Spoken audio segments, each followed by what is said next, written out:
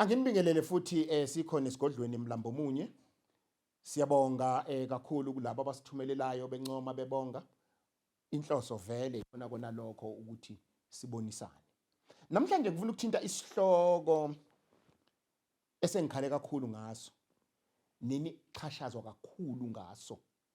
Ngesingisi where you are being exploited.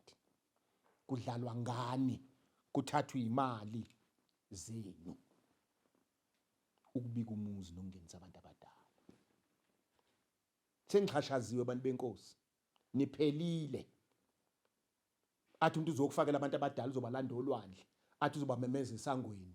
Mayibabo. Ake ngiqale la. Umuzi uyisiphiwo.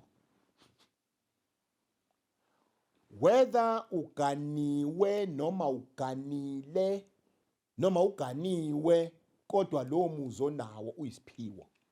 Mawumuntu wesifazane ungaganile umuzi wakini loyo okufanele ubaba wakho akubikele wona. Mawumlanjwane womalume. Usungizwile ngitheni? Ubaba wakho noma omalume. Sengiqalile indaba lapha. Uganiwe kufanele uyihlo akhombe inxiwa. Adi mfana wami sengiyokhomba inxiwa ukuze uphume. Uma ungena okugcina, umuntu ongaphuma ekhaya okugcina ilasibona. Bese mase wakhiwa umuzi aphinde uyihlo ayokufakela abantu abadala kubikela umuzi. Uma umlanjwana abakomalume. Sengichayile nje indaba. Umuzi uyawuthola ke. Mawusutholile umuzi usuyahamba kuza koMkhize uyohlola uyobheka. Sengithi mina umuzi awubikile. Uthi wena yebo. Bese ngithi mina kufanele ngizokufakela abantu abadala ngizokubikela umuzi. Ngidlala ngawe, ngiyaphinda ngidlala ngawe. Uma ugobela esho lokho akasazi isintu uxhaphaza imali. Isiko lesintu sesizulu lengikhuluma ngaso. Abantu abadala ubafakelwa uyihlo noma ubafakelwa umalume noma ubafakelwa umfowenu omdala omayishisa impepho ekhaya uma ningasena muntu. Hayi inyanga ngeke nguMkhize ngiyofaka idalwa zakwaDlamini noZulu noChiliza nobani. Ayikho leyonto. Nansi ke process yokubika umuzi. Ukubika nokufaka into eyodwa abadala. Nanti ikhaya elikhulu likhona. Ubaba wakho uzobe senza imbuzi lapha ya. Ekhaya emsama shisa impepho. Athi naba kasibanibani. Ozani ngiyonibonisa umuzi manje engiwakhelwe undodana. Hayi lo muzi wakho. Wena ndodana wakhelwe ubaba wakho. Uyozube nomuzi wena ndodana ngoba nawe indodana yakho siyakho umuzi. So bese ihlatshwa lembuzi. Bese kuthathwa umkhono usongwe ngesikhumba abanye ke bayabathatha uhlangothi. Seniyahamba ke manje.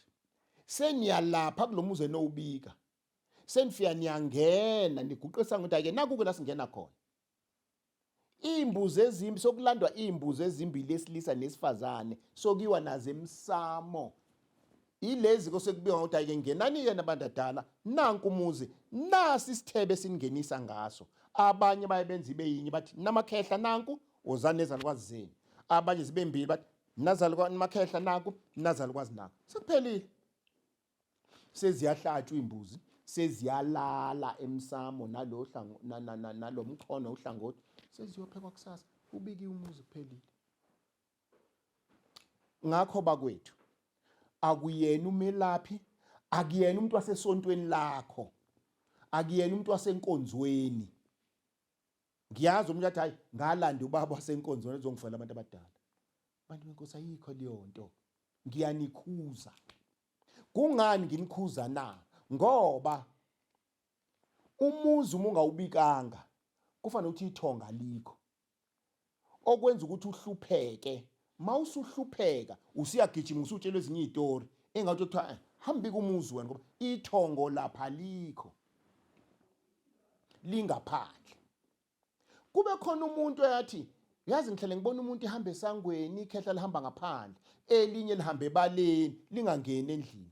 Ilula phela leyo. Hamba ke ngembuzi uziyele wena noma uyele ubaba wakho noma owakini esangweni nokhamba lotshwala nolwamahewu afika athi hayi mkhulu ngena ngaphakathi siyangenisa, uye lapha nokhamba lotshwala nembuzi bese nidonsa imbuzi nize nayo bese nifika la emsamdani. Ngena ke mkhulu kulona imbone ebaleni, phahlelani khona la nimbone khona ebaleni. Uma nimbona esemnyango la eduze kwendlu, qalani khona lapha eduze kwendlu nimngenise ngembuzi ngaphakathi ngoba chaza ukuthi ukhona kodwa uhlulwa ukungena.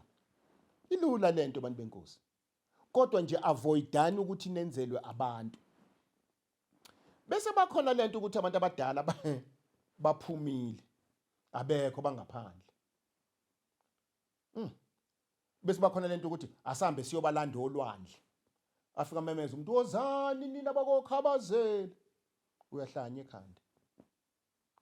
So abekho abantu abamenyezwe emoyeni, abekho abantu balanda olwandle. Abantu balandwa emanxiweni. Uma ukuthi umuzi awusekho balandwa emanxiweni bantu benkosi. Aye lapha amanxiwa. Uma ke amanxiwa phela amabhunu nabelungu sebavala namaplaza abo awusanisakwa iyani impambana ndlela. Kungani impambana ndlela? Ngoba baqhama amagumba amanomhlaba. Hambani yobaphahle impambana ndlela. Sicela ukuzonithatha la.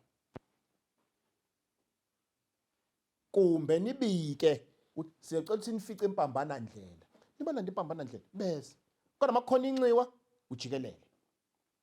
Nalapho futhi ngiselapho ukulandwa kwenxiwa. Kunabantu abaye bathi siyolanda abantu abadala. Bashiya inxiwa liyathathwa. Caphuna umhlabathi emakhoneni. Sambeni, sihamba nawo umuzi wethu manje. Sihamba nawo umuzi wethu, sihamba manje siyathutha. Sithathela umhlabathi omanxiwa nabo.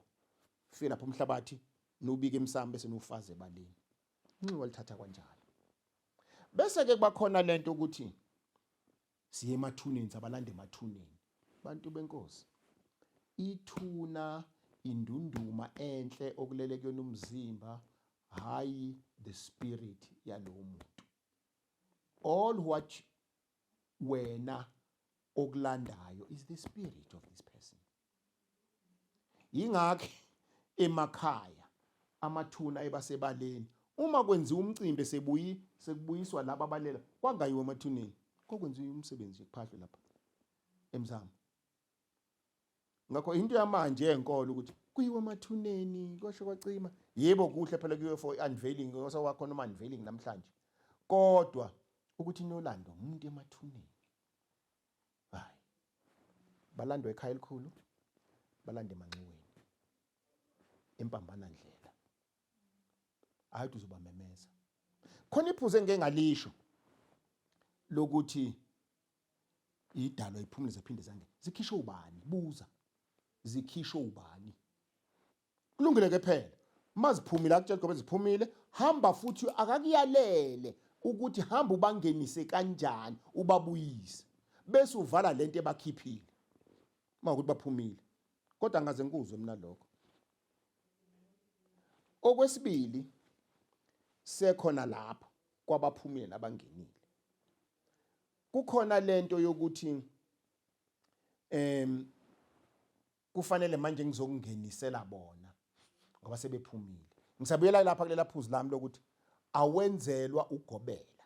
Mhlambe njalo ukusummarize ngivele ngithi ekubikeni umuzi nasengeniseni abantu abadala, khohlwa umthandazi, khohlwa umuntu wasebandleni enkonzweni yakho, khohlwa oMkhize abelapha yogobela. Isintu lezo. Incwadi iziko lamathongo uyalithola ulwazi. Umsamo nezibizo ezala, idwala laphakade, umsamo nodengezi, uyakuthola konke lokho sikubhalile. Ema-articles ongwabhalile uyakuthola lokho. Isintu leso. Ngakho-ke ilezi zinto ezixabanisayo. Ngokungena kaMkhize lapha ekhaya, afike uMkhize adovole one, lidinwe kakhulu ithongo. Ngakho-ke ukubika umuzi wabadala kusemqoka ngoba ikona okuletha inhlanhla, ikona okwenza into zakho ziphumelele, ikona okwenza ukuthi namaphupho abe khona. Uma-ke amaphupho engenzeki, yila sekufanele khona-ke manje-ke ubuze ukuthi hawu, nabadala bakithi asixhumani nani, ngabe kwenze njani? Bathule, usungaphuma-ke. Kodwa musa ukuphumela ukuthi amaphupho awafiki bese kuthiwa bethela. Ukubethela kuhlangani nje nokukhuluma kwabadala. Into embili ezahlukile lezo. Yebo ukubethela kuhle, kodwa kwakunabanikazi bakho. Akubetheli noma ubani. Kunezingedla ezibethelayo, kunezingedla ezazukubethela. Kufanele ngomthetho engabe umakhosi lo yekuyena uyakurefera athi uyabona ubaba owumbetheli usibani bani osendaweni ukuthi. Hayi ukuthi yena makhosi athi hayi ngizokubethelela mina. Iyona yiphi into ngempela oyenzayo? Uyabethela, ugeza abantu, wenza lokhu, ungenza abantu abadala, uyaxofa. Ikona kuphi? Ngakho-ke ukubika umuzi bantu benkosi kunjalo. Yenzani njengoba isintu sisho. Uyothola ngisho esalukwazi nesidala esazi esesimkhehle sazi isiko, uyothola ngisho emakhehleni amadala.